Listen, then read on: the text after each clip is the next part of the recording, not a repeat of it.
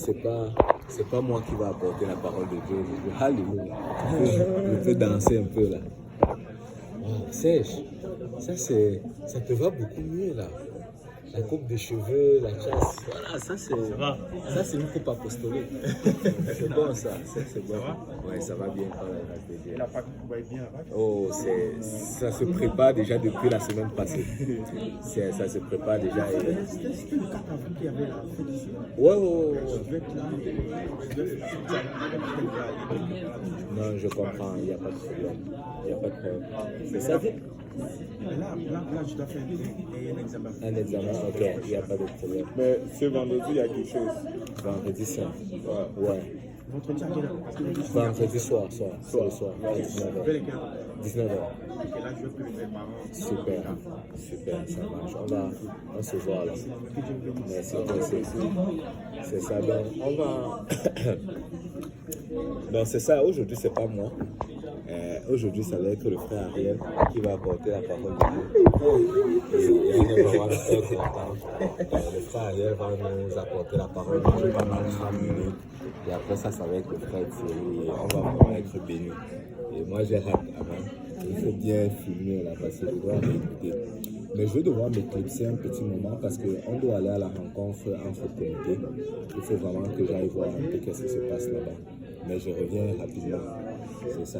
Mon frère Ariel, n'hésite pas à prendre ta bon. Juste la première fois que je vais prêcher la parole, donc soyez pas indulgents. Mais le sujet que je vais aborder aujourd'hui, c'est un sujet qu'on entend tous les jours dans la rue. En fait, même avant de connaître Dieu, on nous a déjà entendu ça plein de fois dans la rue. Les gens nous disent ça, les gens nous interpellent avec ça. Mais en fait, on n'a jamais vraiment compris, c'est qu'on nous a jamais vraiment expliqué. En fait, je parle de l'amour de Dieu.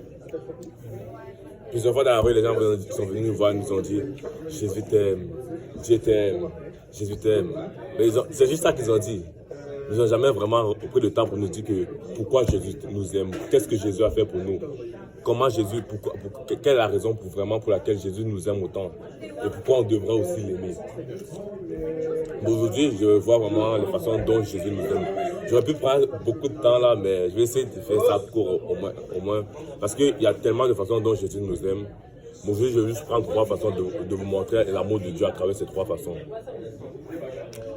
Et la première façon que Jésus nous aime, il nous aime en tant que Père. Dieu nous aime en tant que Père. La Bible nous dit que Dieu, c'est le Père de la création.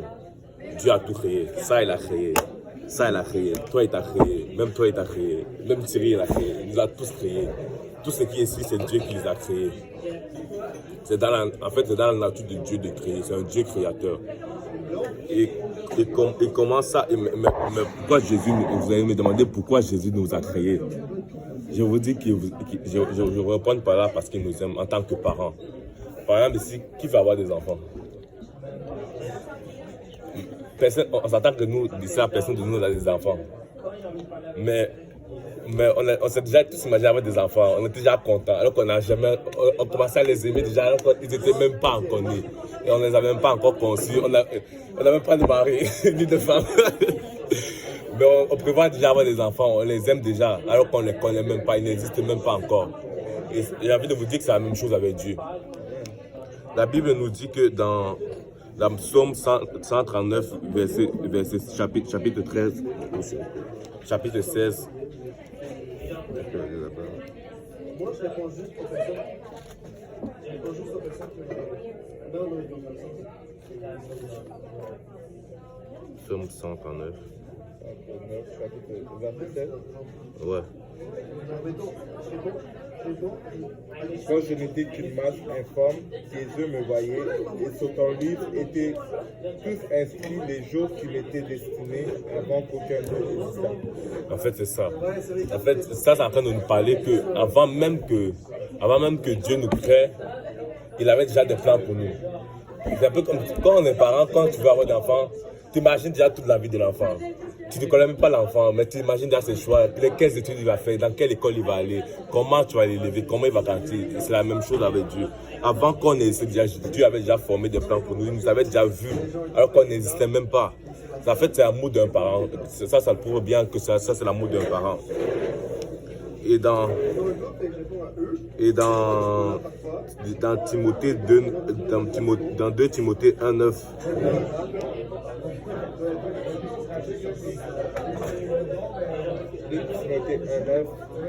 Par la puissance de Dieu qui nous a sauvés et nous a adressé une certaine vocation, non à cause de nos œuvres, mais selon son propre dessein et selon la grâce qui nous a été donnée en Jésus-Christ avant les temps éternels.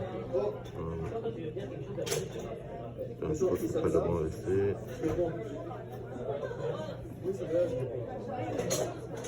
Juste 2 secondes.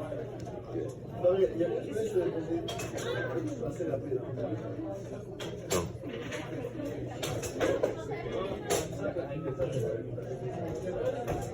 Non, c'est plutôt c'est plus ça, c'est Jérémie 1,5, pardon. C'est 1,5? Oui, Jérémie 1,5. Jérémie 1,5.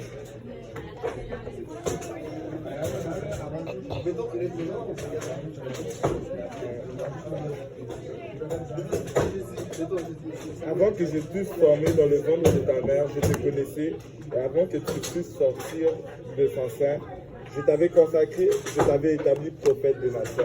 C'est en fait, ici ça nous parle de comment Jérémie dans la Bible, c'est un prophète.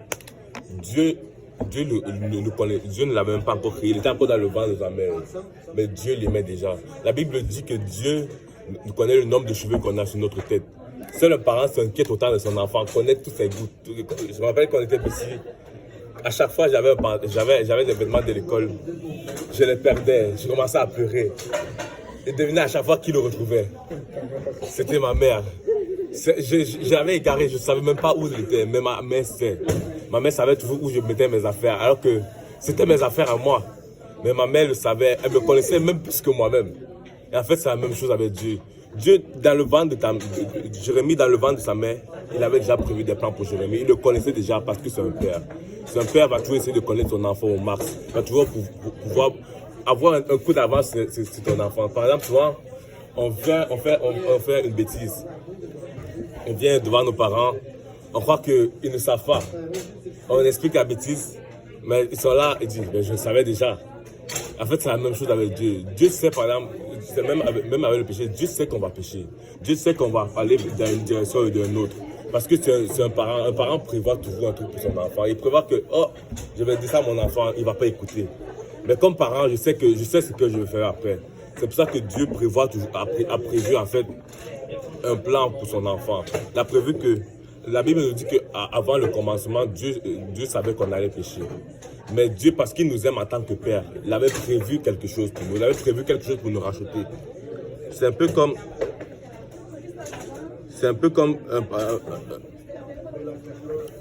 on va dire par exemple, on a tous des parents ici. Souvent on voit dans la télé un criminel et il a commis des crimes et tout. Mais sa mère continue, il est en prison. Sa mère continue de l'aimer et tout. On se dit comment est-ce possible? En fait, ça c'est l'amour juste d'un parent, c'est l'amour juste d'une mère. Et en fait, c'est la même chose avec l'amour de Dieu. Mais je voudrais vous dire que l'amour de Dieu a des limites. Par exemple, imaginons que, je vais juste prendre ça exemple.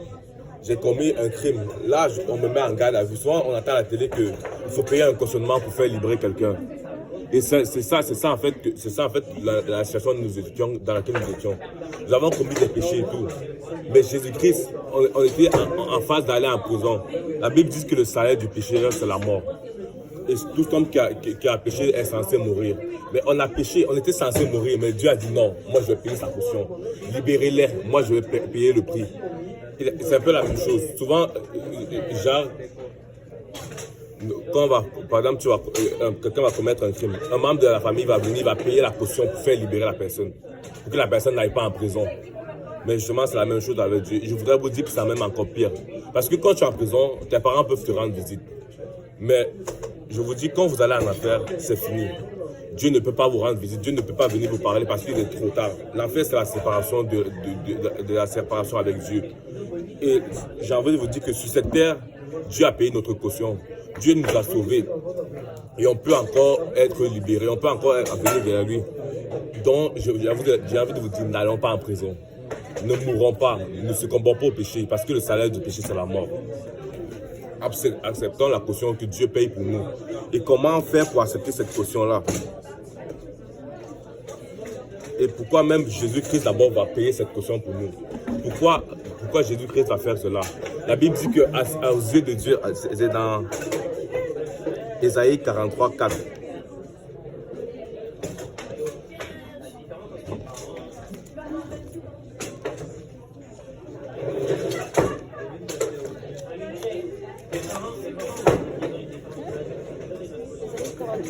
Ouais. Parce que tu as du prix à mes yeux, parce que tu es honoré et que je t'aime, je donne des hommes à ta place et des peuples pour ta vie. Ça prouve à quel point Dieu est prêt à donner des hommes, des peuples juste pour toi et moi, juste pour que nous soyons sauvés, juste parce qu'il nous aime, juste parce que c'est notre Père. C'est là vraiment la beauté de l'amour de Dieu. Parce que à ses yeux, si par exemple on crée un truc, nous tous par exemple, on a déjà fait des affaires. Par exemple on crée un truc, on met de l'énergie dedans, on met beaucoup d'efforts dedans, on va chérir cette chose. Et par exemple, si par exemple, on va dire que tu souffres beaucoup, tu achètes une maison et tout, tu la construis, mais quelqu'un veut te prendre cette maison veut se détruire. Est-ce que tu vas juste rester comme ça à rien faire ou tu vas tout faire pour sauver cette maison? C'est la même chose avec Dieu. Et encore mieux, la Bible nous dit que Dieu nous a créés à sa ressemblance. C'est parce qu'on ressemble à Dieu, c'est parce qu'on est un peu comme lui, que Dieu veut nous sauver, que Dieu nous aime. Et c'est la même chose avec notre enfant. Si on a un enfant aussi, on va tous essayer de trouver, oh regardez, il me ressemble là, oh il a le même nez que moi, oh c'est mon enfant. C'est parce que nous sommes ses enfants. Et en fait, c'est pour ça que Dieu va vraiment nous aimer. On a de la valeur à ses yeux. C'est par là qu'il va vraiment essayer de nous sauver. La Bible nous dit dans Éphésiens 2:1.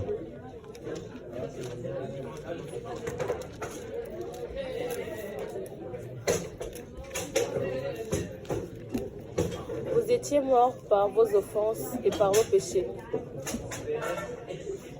Je continue. Oui, tu continues. Dans lesquels vous marchiez autrefois selon le train de ce monde, selon le prince de la puissance de l'air, de l'esprit qui agit maintenant dans le fils de la rébellion. Ça, en fait, comme l'exemple que j'ai pris tout à l'heure, quand tu vas en prison, ta mère va tout, tes parents vont tout faire pour te faire sortir de la prison. Ils vont payer ton cautionnement. Mais si tu décides de continuer d'apprendre cette voie, tu vas retourner en prison. Et là, on ne pourra plus rien faire pour toi. La Bible nous dit que là, on était mort par l'offense de nos péchés. Mais Dieu est venu nous sauver. Dieu est venu payer le prix. Mais si on n'accepte pas ça, Dieu ne peut plus rien faire pour nous. Parce que Dieu vient, c'est comme si tu es en prison, on lui dit, tu vas aller en prison, il dit non. Toi, tu ris, tu ne vas pas en prison, je veux sortir, je vais payer le prix pour toi. Mais si toi, tu dis non, moi, je ne veux rien savoir, qu'est-ce que d'autre je peux faire? Je ne peux rien faire. C'est la même chose avec Dieu. On était censé mourir par l'offense de nos péchés. Mais Dieu est venu, il a payé le prix. Parce qu'il est notre Père, parce qu'il nous aime. Mais c'est à nous alors de choisir d'accepter ce prix que Dieu l'a payé. C'est à nous d'accepter alors que lui, j'ai été coupable, lui, j'ai péché, mais Dieu m'a sauvé. Dieu est venu payer le prix pour moi. Et c'est vraiment par là que Dieu démontre encore son amour.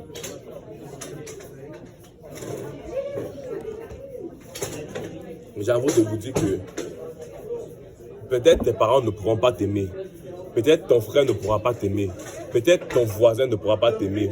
Peut-être même la personne qui est assise à côté de toi ne pourra pas t'aimer. Mais Dieu, lui, il va toujours t'aimer parce que son amour est inconditionnel. La Bible me dit qu'il nous aime d'un amour éternel, d'un amour qui n'a pas de conditionnel. C'est pas parce que j'ai obéi à l'Éternel qui m'aime.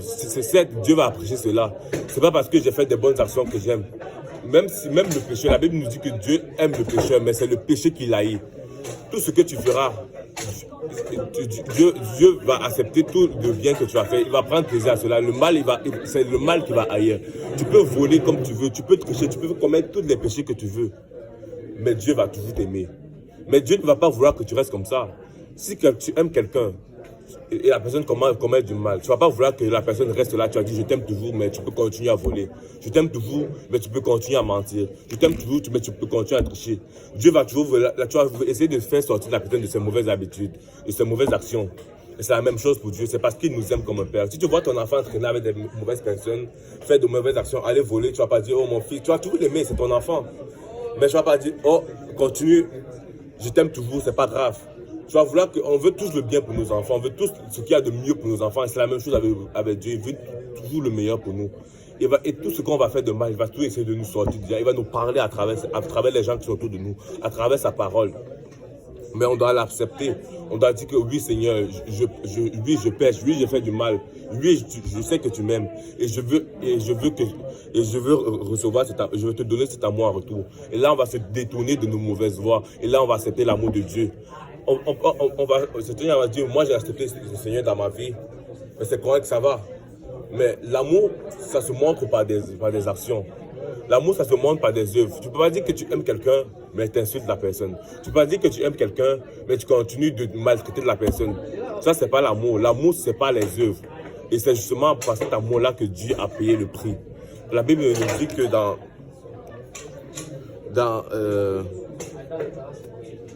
Acte 2, 38,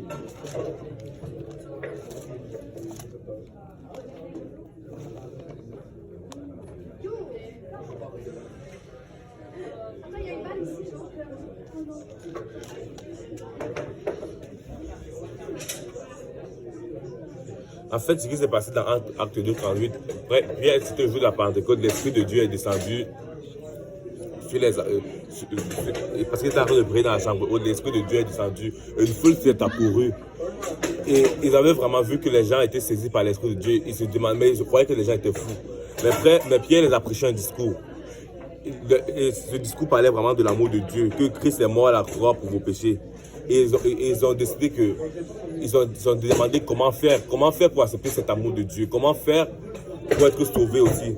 Et Pierre leur dit, répentez-vous. Déjà, il faut que, si par exemple, on va dire que je me suis fâché avec ma mère et tout, j'ai fait quelque chose qui était mal à ses yeux, et je veux me réconcilier avec ma mère. Parce que je veux avoir une bonne relation avec ma mère, parce que je veux que ma mère, je sais que ma mère m'aime et je veux l'aimer en retour. Est-ce que je vais juste comme ça, oh ça va, on s'aime. Je vais essayer de m'excuser, je vais d'abord commencer à m'excuser, je vais reconnaître mon erreur, j'ai fait ça. Et c'est la même chose, Pierre a dit répentez-vous, c'est la même chose avec Dieu. Pour accepter l'amour de Dieu, il faut d'abord qu'on se répande, il faut d'abord qu'on accepte que oui Seigneur, j'ai péché contre toi.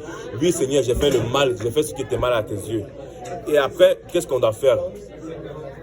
Et maintenant, certes, on s'excuse, mais il faut que quelque chose efface, cette offense. Et justement, Dieu a prouvé le baptême pour cela. Dieu a prouvé le baptême pour effacer l'offense qu'on a fait à son égard, pour effacer le péché. Après, Pierre le dit, et que chacun soit baptisé au nom de Jésus-Christ pour le pardon de vos péchés, vous recevez le don du Saint-Esprit. Donc, en fait, pour être réconcilié avec Dieu, pour avoir son amour. Parce que Dieu va continuer à nous aimer.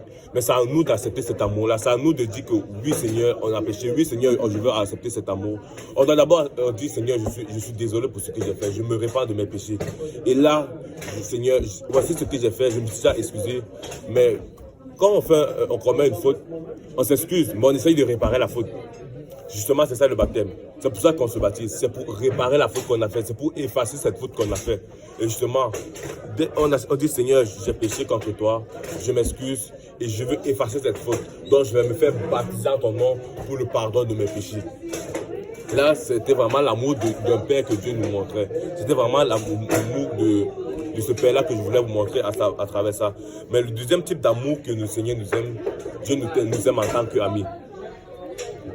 La Bible nous dit que Dieu c'est un ami fidèle et tendre. On sait qu'on a des amis, mais j'ai envie de vous dire que le meilleur ami, l'ami avec lequel vous pouvez le faire, qui ne va jamais vous abandonner, qui sera toujours là, avec lequel vous pouvez plus le faire confiance, c'est Dieu. Dieu, à chaque fois que tu auras des problèmes, à chaque fois que tu seras dans des situations, cet ami-là qui sera toujours là pour t'écouter, cet ami toujours là qui sera là, il ne va pas te juger, il ne va pas te dire oh, toi tu es une personne horrible, toi tu es une personne qui a fait beaucoup de mal. Il va essayer de te dire que regarde, ça c'est mauvais. Sans te juger, il va essayer de t'amener d'une meilleure direction. C'est cet ami-là avec qui tu pourras te confier. La Bible nous dit que c'est le consolateur. C'est cet ami que tu pourras venir déposer ton épaule. C'est cet ami que tu pourras venir déposer ton fardeau. Parce que le Seigneur sera toujours là. Peut-être tu peux être seul, mais le Seigneur est toujours. Tu peux croire que tu es seul. Tu peux croire que tu n'as pas d'amis, que tu es non, moi je suis seul, personne ne m'aime. Mais le Seigneur va toujours t'aimer parce que c'est ton ami. Parce que c'est tes amis fidèles et tendres qui va toujours essayer de te rassurer, de te consoler dans toutes tes difficultés en fait.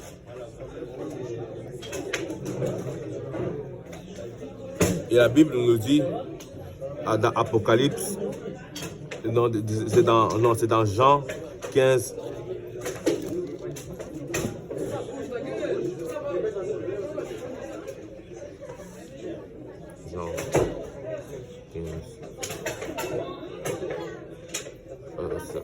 Jean 15, 13 à 15.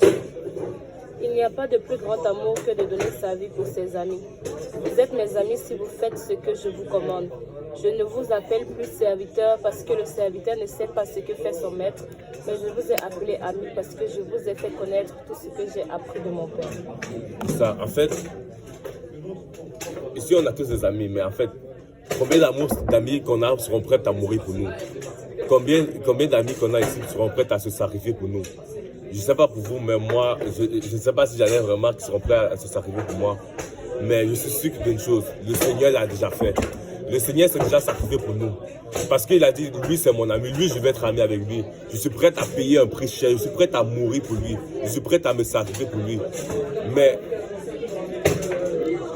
c'est ça, mais pour être ami avec le Seigneur, qu'est-ce qu'il faut faire? Il faut obéir à ses commandements. Tu ne peux pas être ami avec quelqu'un, mais vous n'êtes jamais d'accord. Tu peux être ami avec quelqu'un, cet ami est prêt à mourir pour toi, mais toi tu dis, ah lui là, il ne m'intéresse pas, il est prêt à mourir pour moi. Ça, c'est pas de l'amitié. L'amitié, c'est une relation entre deux personnes. Et cette amitié-là, il faut l'accepter. Le Seigneur veut être ton ami. Il veut que tu sois avec lui. Il est prêt à il est même déjà mort pour toi, en fait. La seule chose qu'il te demande, c'est d'obéir à ses commandements et d'accepter. Dans Apocalypse 3, 20.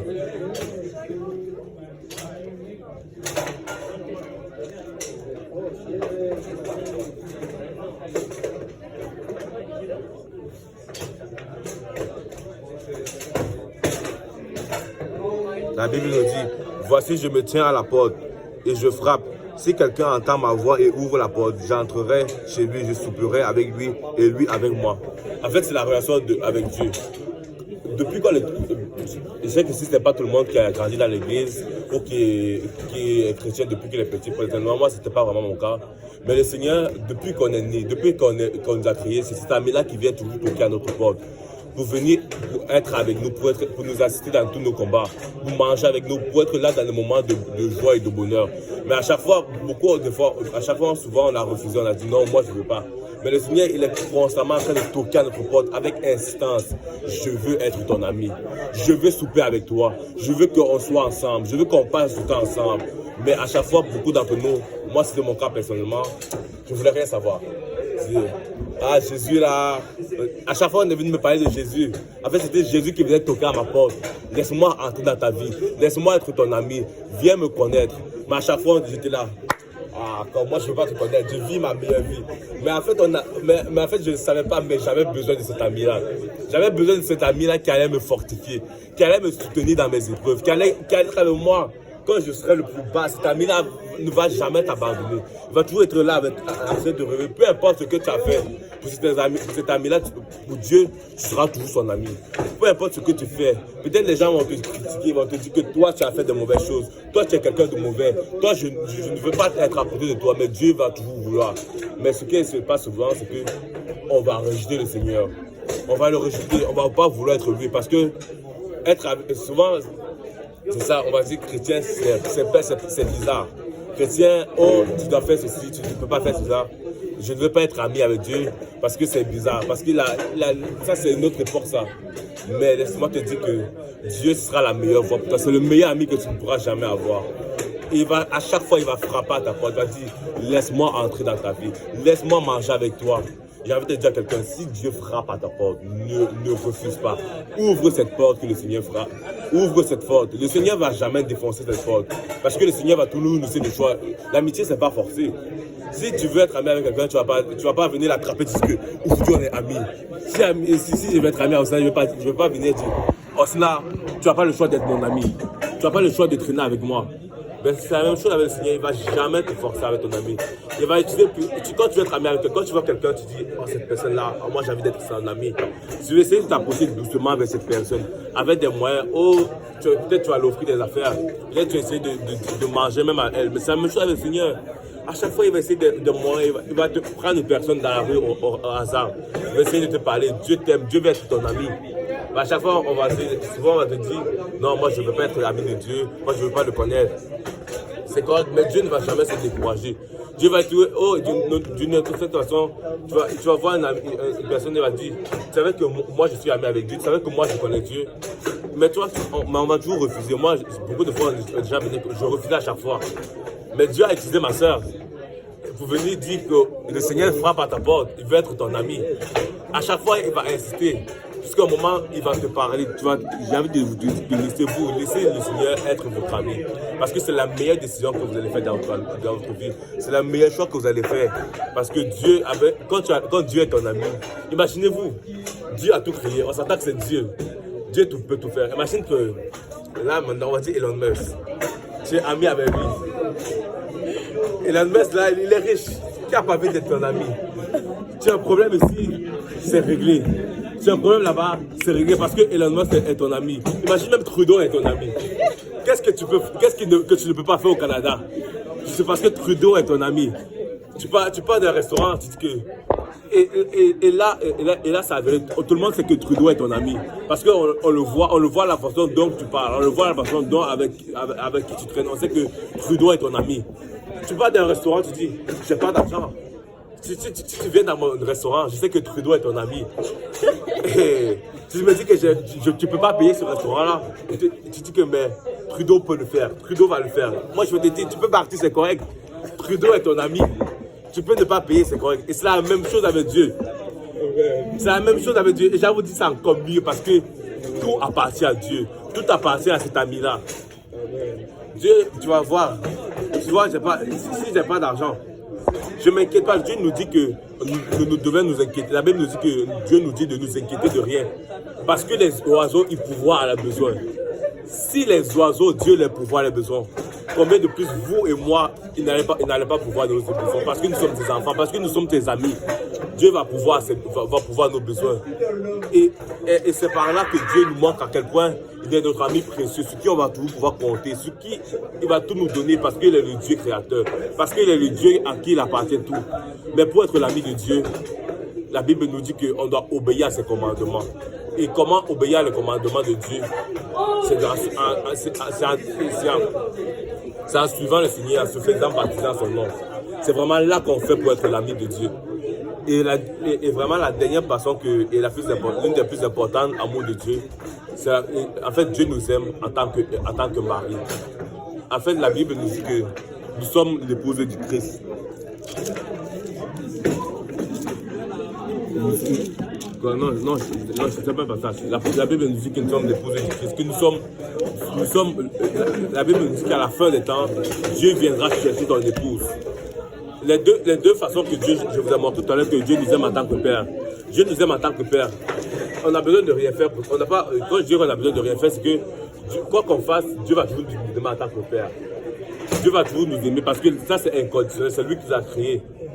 Dieu, en tant qu'ami, Dieu va toujours vouloir essayer d'être notre ami. Là, on a juste accepté, mais l'amour le plus important, c'est l'amour d'être épouse. La Bible nous dit dans Éphésiens 5, 25.